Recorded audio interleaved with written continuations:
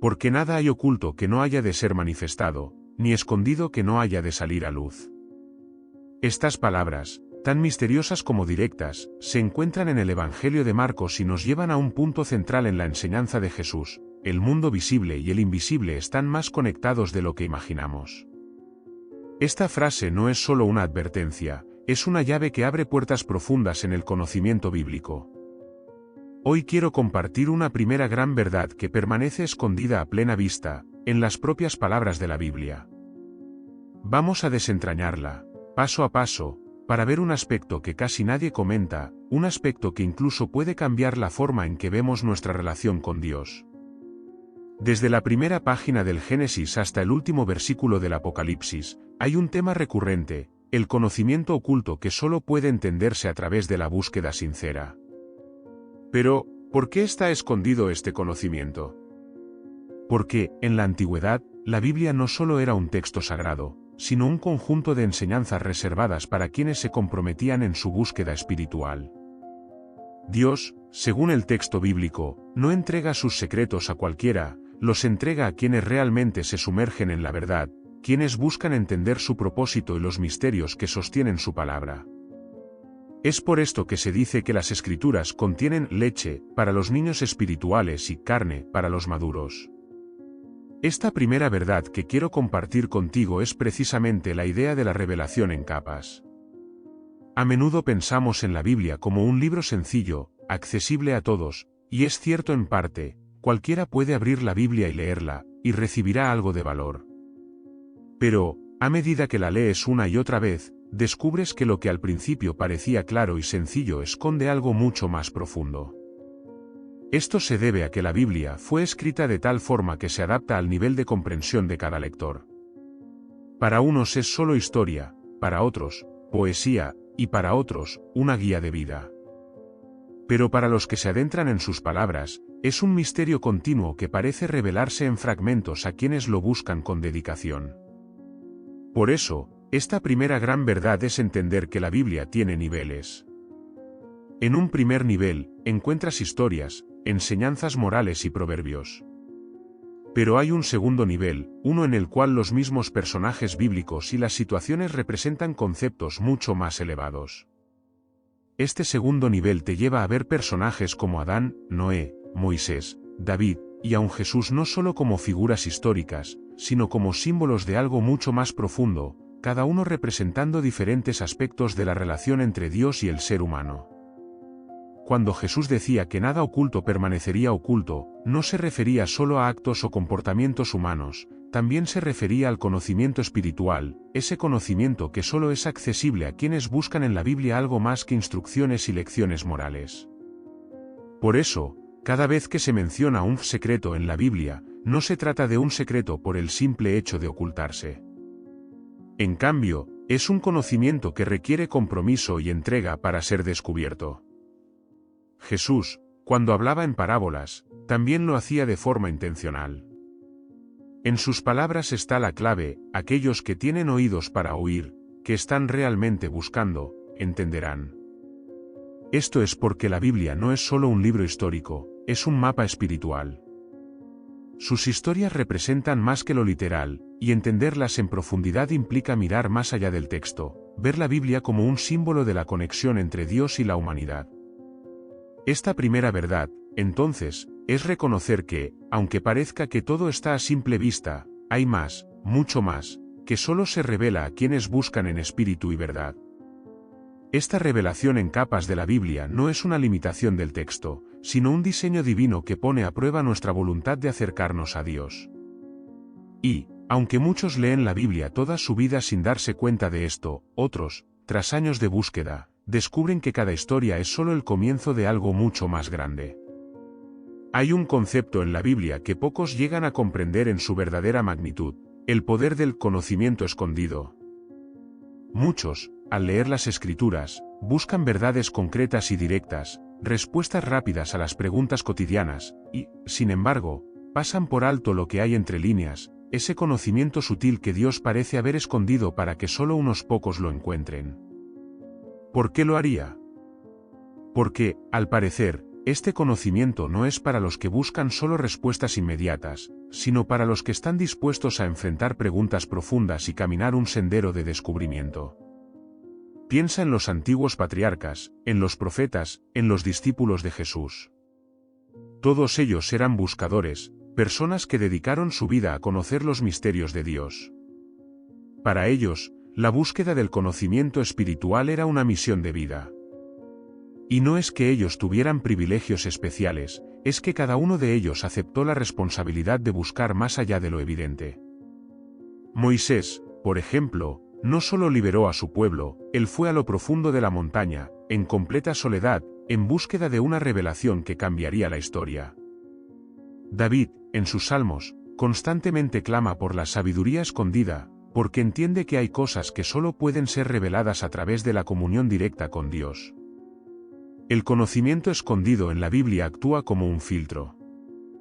Los que están dispuestos a ir más allá del entendimiento superficial llegan a encontrar tesoros que son incomprensibles para quienes solo buscan en la superficie. Es como un acertijo que se va revelando poco a poco. En el libro de Proverbios, se dice que la gloria de Dios es encubrir un asunto, pero la gloria del rey es escudriñarlo. En otras palabras, Dios oculta su conocimiento no para retenerlo, sino para motivar a quienes buscan la sabiduría con un corazón comprometido. Esta segunda gran verdad en la Biblia es precisamente esa búsqueda activa del conocimiento.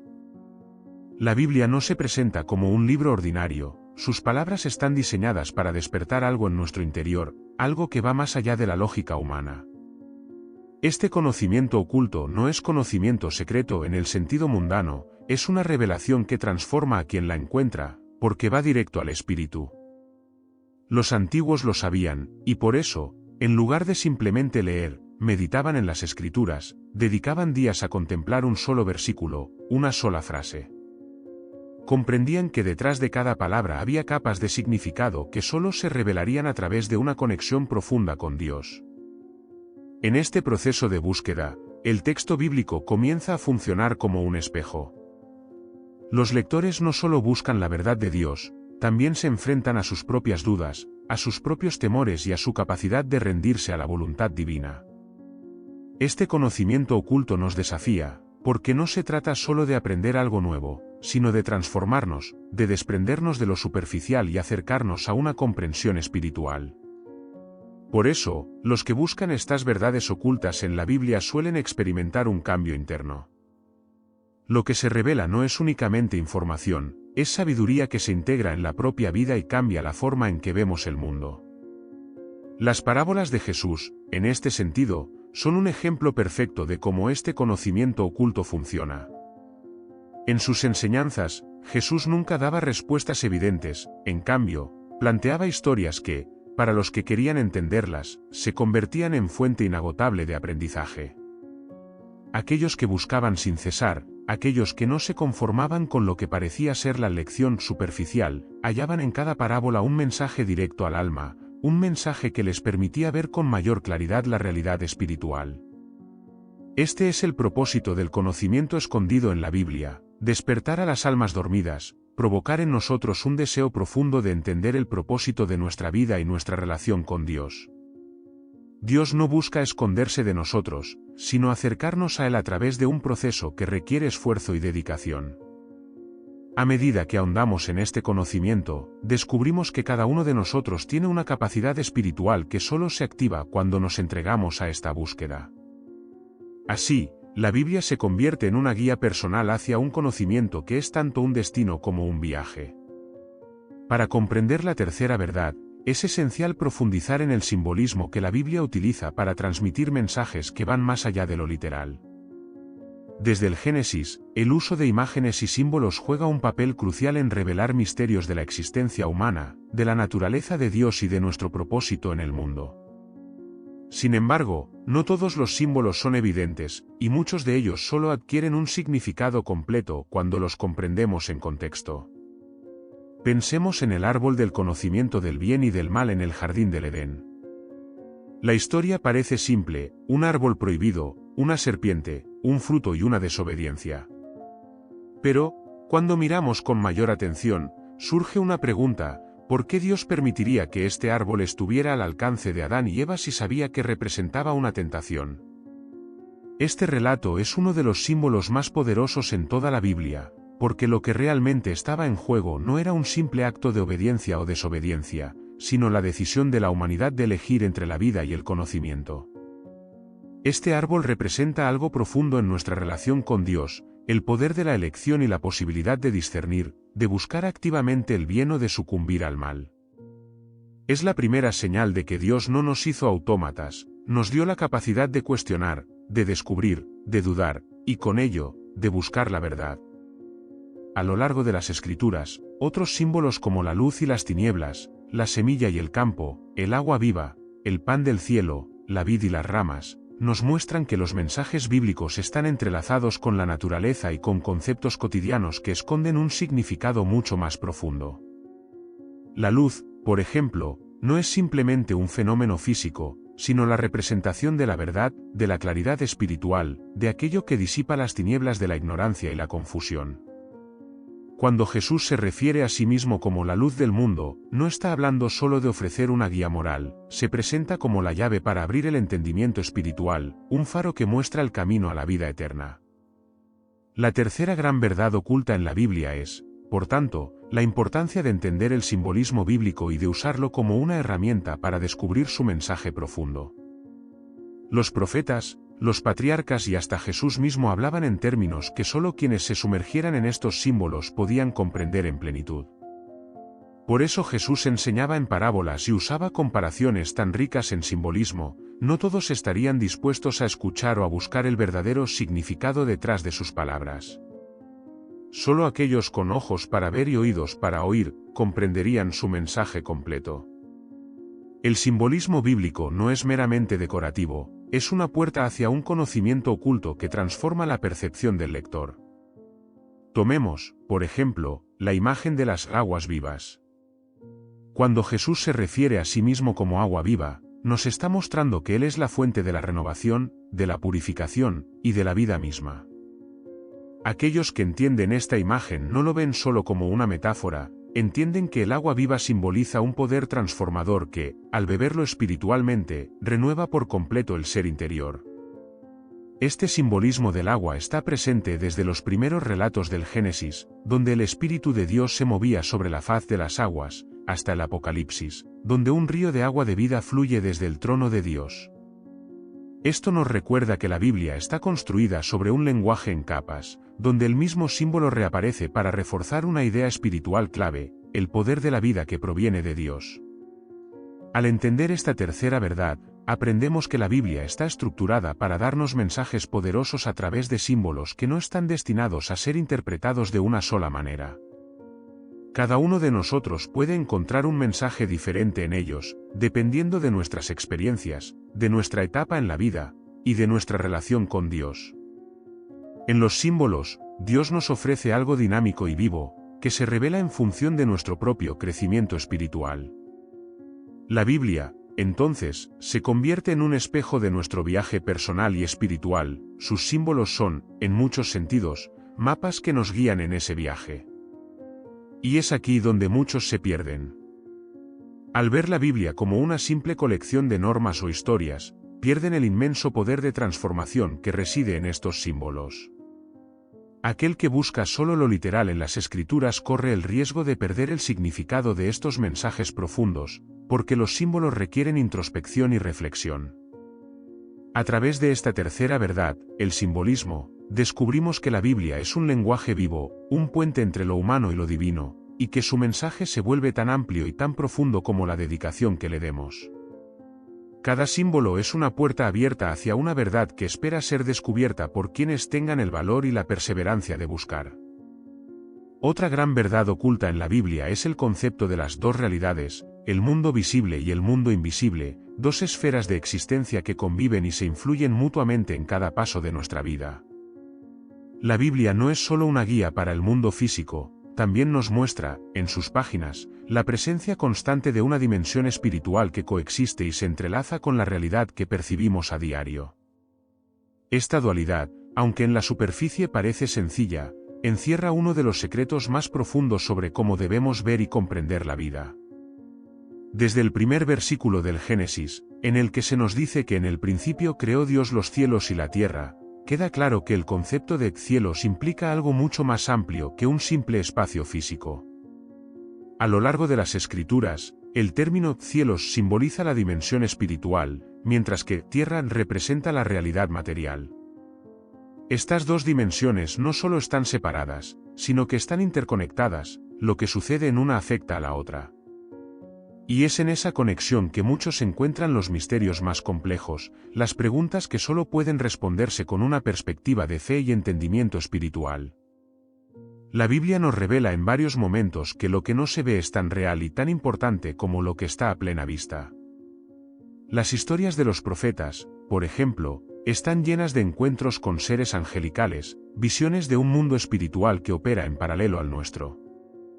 Ezequiel vio ruedas dentro de ruedas, Isaías contempló el trono de Dios, y en el Nuevo Testamento, el apóstol Juan tuvo la visión del Apocalipsis, revelándole escenas de un plano espiritual que influiría el futuro de la humanidad.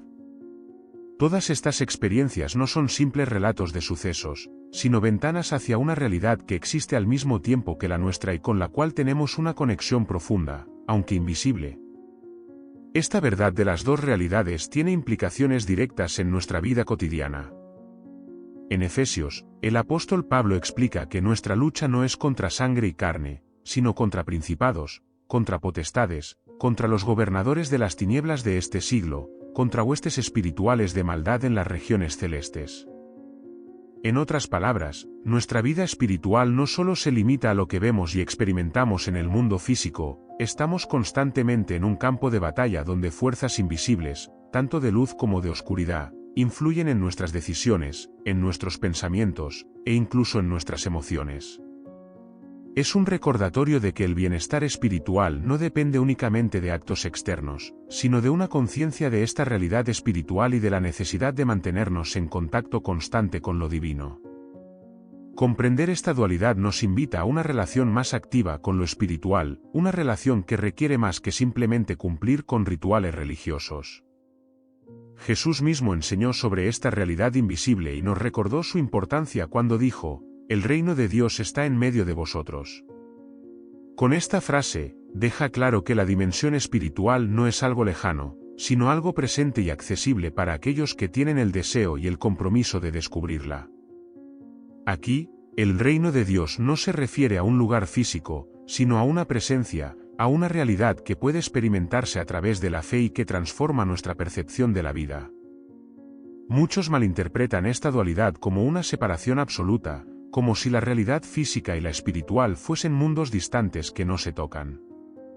Sin embargo, la Biblia enseña que ambas están en una danza constante, y que nuestra conciencia de esta interacción nos capacita para vivir una vida más plena y profunda. Cuando entendemos que nuestras acciones físicas tienen repercusiones espirituales y que, al mismo tiempo, el mundo espiritual influye en nuestra realidad diaria, nuestras prioridades y nuestras decisiones cambian. Ya no se trata solo de acumular cosas materiales o de buscar reconocimiento, ahora nos encontramos en una misión de armonía con esa realidad espiritual que nos rodea y nos da propósito. Este concepto de las dos realidades, entonces, nos revela que la vida es mucho más que lo que alcanzamos a ver. Los problemas, las dificultades, e incluso nuestras victorias y logros en el plano material adquieren una nueva perspectiva cuando reconocemos que forman parte de una historia mayor, una historia en la que lo visible y lo invisible se entrelazan para llevarnos hacia un propósito divino. Cada día, cada experiencia, nos brinda una oportunidad de profundizar nuestra conexión con Dios y de vivir con una conciencia renovada de que la verdadera realidad es más vasta de lo que nuestros sentidos pueden captar. Otra de las verdades poderosas y enigmáticas que permanecen ocultas en las Escrituras es el concepto de la autoridad del hombre sobre la creación. Desde el principio, el libro de Génesis revela que Dios creó al ser humano a su imagen y semejanza, un detalle aparentemente sencillo que en realidad encierra una de las mayores enseñanzas sobre nuestra posición en el universo. Pero, ¿qué significa realmente ser hechos a imagen de Dios? ¿Y qué implica esta semejanza en términos de autoridad y responsabilidad? La respuesta a estas preguntas es tan profunda que incluso a día de hoy es difícil comprender plenamente el alcance de esta idea. Cuando Dios crea al hombre, dice, fructificad y multiplicaos, llenad la tierra y sojuzgadla, y señoread en los peces del mar, en las aves de los cielos, y en todas las bestias que se mueven sobre la tierra. Estas palabras no son meramente una orden para llenar el planeta o multiplicarse, son una declaración de autoridad. Al decir que el hombre debe señorear, Dios le otorga un papel de liderazgo sobre la creación. Pero esta autoridad no es una licencia para la explotación ni para el abuso. En la cultura hebrea antigua, la autoridad conllevaba una gran responsabilidad. Ser autoridad significaba guiar, cuidar y proteger. Este mandato de gobernar sobre la creación se encuentra en el corazón de nuestra relación con el mundo natural. Los seres humanos no fueron puestos en la tierra simplemente para vivir, sino para actuar como sus guardianes, los intermediarios entre la creación y el Creador. La autoridad conferida al ser humano es, en esencia, un reflejo del carácter de Dios. Así como Dios cuida, provee y sostiene todo, nosotros estamos llamados a imitar esa labor, a mantener la armonía, a preservar la vida y a cuidar de cada ser vivo. Sin embargo, la caída en el pecado cambió esta relación. Cuando Adán y Eva desobedecen a Dios y comen del fruto prohibido, se rompe ese vínculo de armonía con la creación. La autoridad que Dios les había dado se ve afectada por la corrupción, y con ella, surge la desconexión entre el ser humano y la naturaleza. Desde ese momento, el hombre empieza a luchar contra la creación en lugar de colaborar con ella. Los resultados de esta fractura aún se perciben hoy, la naturaleza rebelándose contra la humanidad en forma de desastres, enfermedades y una aparente pérdida de control sobre el mundo natural. Esta desconexión nos recuerda lo esencial de recuperar nuestra relación con la creación para restaurar, en la medida de lo posible, el diseño original que Dios había previsto. A lo largo de la Biblia, sin embargo, encontramos que Dios no abandona su propósito original. En varios pasajes, la restauración de esta autoridad perdida es un tema recurrente. En los Salmos, David se maravilla al preguntarse por qué Dios ha colocado al hombre un poco menor que los ángeles y le ha dado dominio sobre las obras de sus manos.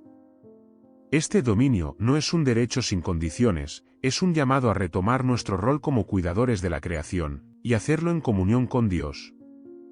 Jesús mismo, al venir a la tierra, ofrece un ejemplo perfecto de esta autoridad restaurada. En sus milagros, no solo sana a las personas, sino que también calma las tormentas, camina sobre el agua, y multiplica el alimento. Cada uno de estos actos nos recuerda que la autoridad divina sobre la creación no es una ilusión ni un poder inalcanzable, es algo que el ser humano, cuando camina en armonía con Dios, puede recuperar. Esta autoridad, entonces, es tanto un privilegio como una responsabilidad que requiere alinearnos con el propósito de Dios. La verdadera autoridad sobre la creación no es un dominio impuesto por la fuerza, sino un poder que surge del amor, de la humildad y del respeto profundo por la obra divina. La enseñanza bíblica nos recuerda que cuando el ser humano ejerce su autoridad en colaboración con Dios, se convierte en un canal de bendición para el mundo, promoviendo la paz, la fertilidad y el equilibrio.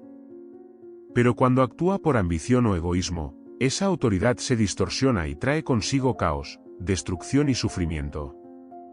La historia bíblica, desde el Génesis hasta el Apocalipsis, puede leerse como un relato de este intento de recuperar y ejercer la verdadera autoridad espiritual y física sobre la creación, y de restaurar la paz entre el ser humano y su entorno. Así, esta verdad sobre nuestra autoridad tiene un propósito mucho mayor de lo que muchos imaginan. La autoridad que Dios nos dio es una invitación a participar en su obra creadora, a cuidar y a servir con un corazón justo y compasivo. Dios nos ha hecho guardianes, no dueños absolutos, y es nuestra responsabilidad ejercer esta autoridad con el respeto y la reverencia que merece la creación. En última instancia, esta verdad nos recuerda que el poder y la responsabilidad van de la mano, y que es nuestra misión devolver a la creación la armonía que un día existió, trabajando en sintonía con el propósito divino. La sexta verdad que muchas veces pasa desapercibida en las Escrituras es la noción de los tiempos de Dios y cómo estos difieren profundamente de nuestra percepción humana del tiempo. La Biblia nos revela, desde el Génesis hasta el Apocalipsis, que Dios no opera bajo las mismas leyes de temporalidad a las que nosotros estamos sujetos. Este principio, aparentemente abstracto, tiene un gran impacto en la forma en la que interpretamos los planes divinos y el cumplimiento de sus promesas. Desde el Antiguo Testamento, Dios declara en el libro de Isaías: «Mis pensamientos no son vuestros pensamientos, ni vuestros caminos mis caminos». A simple vista, parece una afirmación de que los planes de Dios están más allá de nuestro entendimiento, pero cuando profundizamos, comprendemos que esto incluye también la dimensión del tiempo. En múltiples ocasiones, Dios hace promesas que, desde nuestra perspectiva, toman siglos en cumplirse. Pensemos en el pacto que hace con Abraham, prometiéndole una descendencia tan numerosa como las estrellas en el cielo, algo que el mismo Abraham nunca vería realizado en vida. Sin embargo, en la narrativa bíblica, este pacto empieza a cumplirse mucho después, a través de Isaac, Jacob, y el pueblo de Israel. Este concepto de los tiempos de Dios es crucial para entender el ritmo de la Biblia y de la historia de la redención. Dios no responde a nuestras expectativas temporales, sus promesas se cumplen en el tiempo señalado o a su debido tiempo, una frase que aparece repetidamente en las Escrituras. Esto implica que el tiempo divino no es lineal como el nuestro. En la carta de Pedro, leemos una declaración aún más reveladora: «Para el Señor, un día es como 1000 años, y 1000 años como un día». No se trata de una simple comparación poética, es una revelación de que, desde la perspectiva de Dios, el tiempo es mucho más elástico y amplio de lo que alcanzamos a imaginar. Este principio de los tiempos divinos también se relaciona con la paciencia y la espera. A menudo, vemos en las Escrituras que las bendiciones, los milagros y las promesas de Dios requieren paciencia y fe. Job es un claro ejemplo de esta espera divina. En medio de su sufrimiento, Job no entiende por qué Dios guarda silencio, ni por qué su restauración tarda en llegar. Al final de su historia, su paciencia y fe son recompensadas, y el propósito de su sufrimiento es revelado.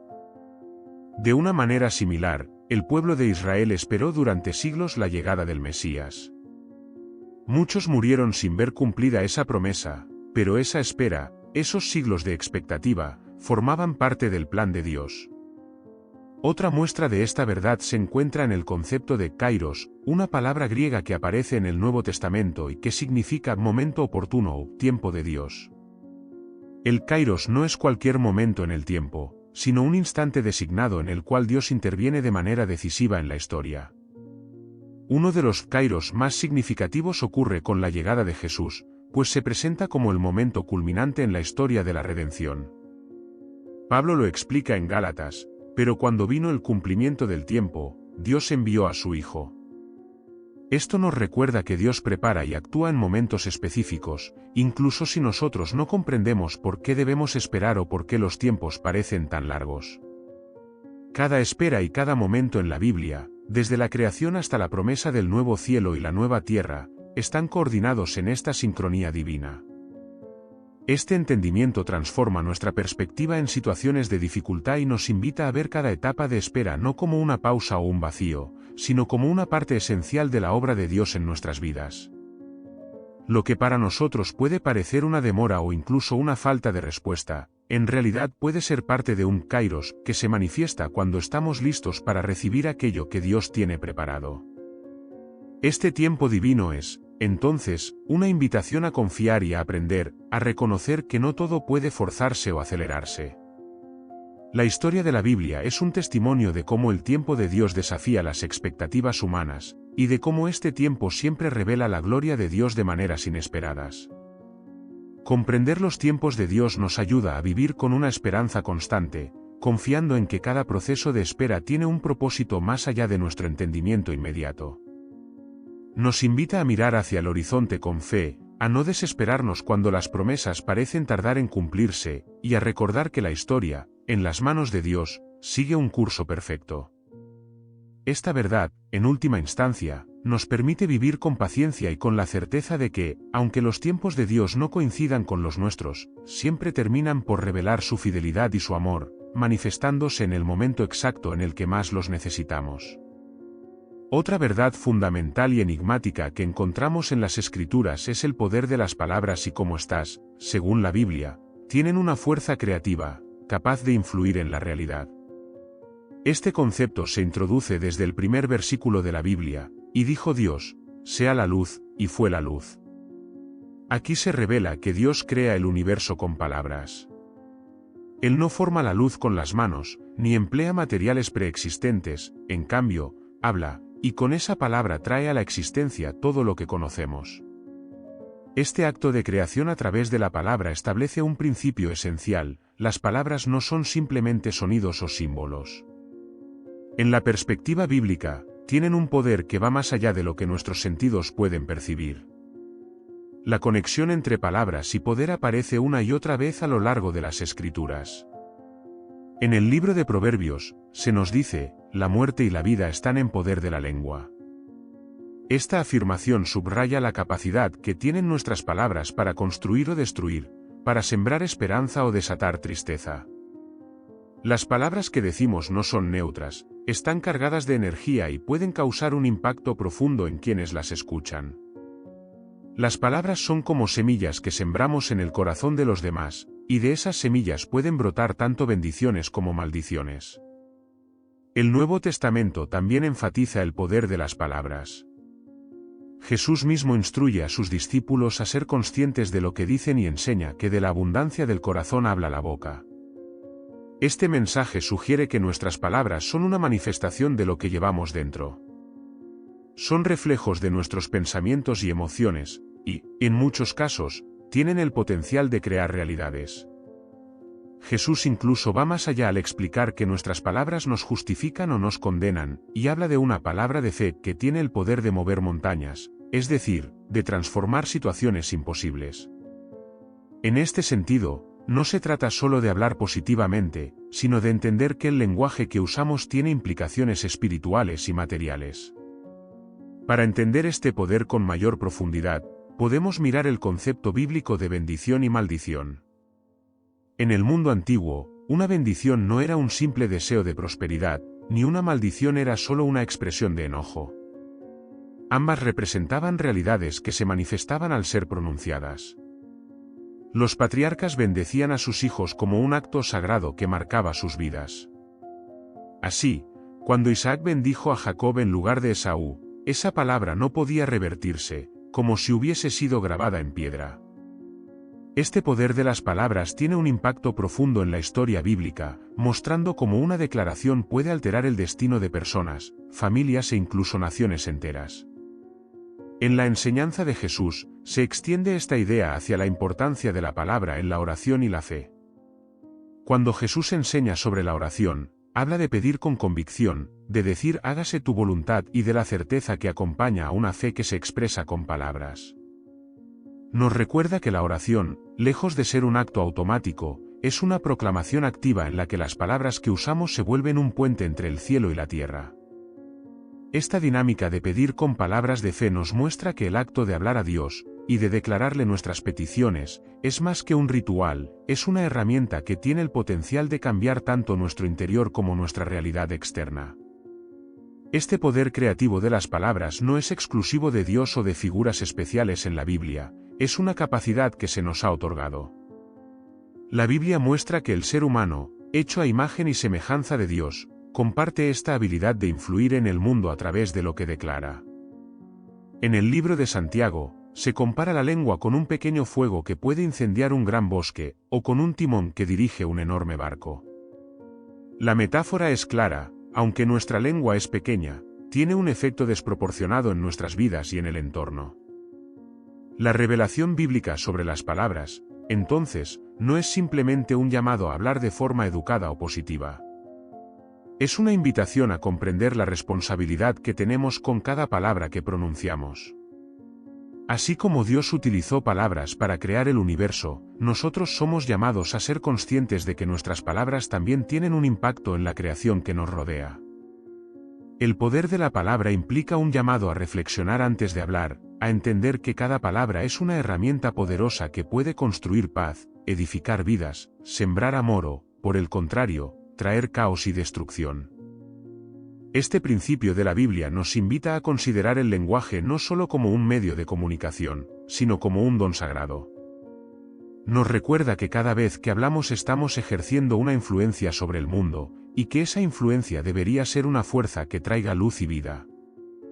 En última instancia, este concepto nos llama a usar las palabras de una manera que refleje nuestra naturaleza divina, reconociendo que tenemos el poder de bendecir y transformar, de hablar con propósito y de ser cuidadosos con cada palabra, para que nuestras palabras sean reflejo de la voluntad y la bondad de Dios. Llegamos a una de las verdades más profundas y sorprendentes que emergen de la Biblia, el misterio de la redención y su dimensión cósmica. Más allá de ser un mensaje de salvación personal, la obra de Cristo en la cruz representa una restauración integral que se extiende a toda la creación. Este aspecto de la redención va más allá de salvar nuestras almas. La Biblia revela que toda la creación está en espera de ser renovada y restaurada a su propósito original, y que la humanidad, en unión con Dios, juega un papel crucial en este proceso. Desde el libro de Romanos, Pablo describe esta expectativa cósmica de redención, porque la creación fue sometida a frustración, en esperanza de que la creación misma será liberada de la corrupción que la esclaviza. Aquí se nos muestra que, tras la caída, no solo el ser humano, sino todo el orden creado, experimenta los efectos de la separación de Dios. La naturaleza, el universo mismo, vive en una especie de agonía y espera. El deterioro, el sufrimiento y la muerte que percibimos en el mundo físico son síntomas de esta separación. Es como si la creación misma estuviera reteniendo su respiración, esperando el momento en que la plenitud de la redención restaure el diseño original de Dios. Jesús, en su muerte y resurrección, no solo abre el camino para la reconciliación del hombre con Dios, en realidad, también inicia el proceso de reconciliación de toda la creación. Este acto sacrificial tiene repercusiones que van más allá de lo personal y se extienden a una restauración total. La cruz no es solo el símbolo del perdón de nuestros pecados, sino una llave que abre la puerta a una transformación completa de la realidad. En el Apocalipsis, se promete un nuevo cielo y una nueva tierra, un lugar donde Dios mismo morará con nosotros, donde ya no habrá más dolor, llanto ni muerte. Esta visión final no es un sueño abstracto, es el cumplimiento del plan original, donde todo será renovado y la creación recuperará su perfecta armonía. El hombre, creado a imagen y semejanza de Dios, fue diseñado para habitar en comunión tanto con el Creador como con la creación. Cuando entendemos la redención desde esta perspectiva, comprendemos que nuestra fe no es solo una cuestión de vida eterna después de la muerte, sino una misión aquí y ahora, un llamado a participar en la restauración y el cuidado de la creación. La Biblia nos llama a vivir como agentes de esta redención, actuando con justicia, compasión y respeto hacia todo ser creado. En Cristo, encontramos la perfecta imagen de cómo el ser humano debería vivir en este mundo, una vida de servicio, amor y cuidado, no solo hacia otros seres humanos, sino hacia el mundo natural que Dios nos ha encomendado. Cada acto de justicia, cada esfuerzo de reconciliación, cada gesto de cuidado hacia la creación es una señal de este reino restaurador que se está estableciendo. La obra de redención, entonces, no es solo algo que esperamos en el futuro, sino una realidad que estamos llamados a encarnar y extender. Somos colaboradores en el proceso de renovación del mundo, trabajando en unidad con Dios para restaurar la armonía perdida. A través de este compromiso, nuestras vidas se alinean con la voluntad divina y se convierten en vehículos de su paz y su amor. La visión final de la redención nos muestra que toda la creación tendrá un propósito nuevo y glorioso. La Biblia promete que incluso la gloria de las naciones entrará en la Nueva Jerusalén, una imagen que sugiere que cada aspecto de la creación redimida, cultura, naturaleza y humanidad, formará parte de un glorioso acto de adoración y unidad. Este cuadro final, donde todo se somete nuevamente a la soberanía de Dios, refleja el cumplimiento de la oración de Jesús: venga tu reino. Hágase tu voluntad, como en el cielo, así también en la tierra.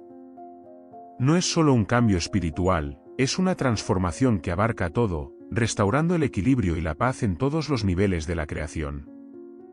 Esta visión de redención integral nos invita a ver nuestro tiempo aquí de una manera diferente. Nos recuerda que no somos meros espectadores en un mundo que algún día será destruido, sino colaboradores activos en una misión que apunta a la renovación de todo lo creado. Entender la redención de esta manera transforma nuestra perspectiva, llevándonos a vivir con un sentido de propósito y urgencia, conscientes de que cada uno de nosotros tiene un papel importante en la obra de Dios. Estamos llamados a vivir en armonía, actuando con sabiduría y amor, como embajadores de un futuro que ya empieza a tomar forma. En este sentido, la verdad final que nos enseña la Biblia no es solo un mensaje de salvación, sino una invitación a ser parte de un plan divino de restauración que abarca todo lo que existe. La redención es un llamado a restaurar la relación con Dios, con los demás y con el mundo, siendo instrumentos de una paz que sobrepasa todo entendimiento. En Cristo, se nos revela que este plan de restauración incluye cada rincón del universo y que nuestra participación es crucial. Así, este gran misterio se desvela como un mensaje de esperanza y responsabilidad, recordándonos que, en la obra de Dios, somos parte fundamental de la restauración y de la paz que finalmente se establecerá en toda la creación.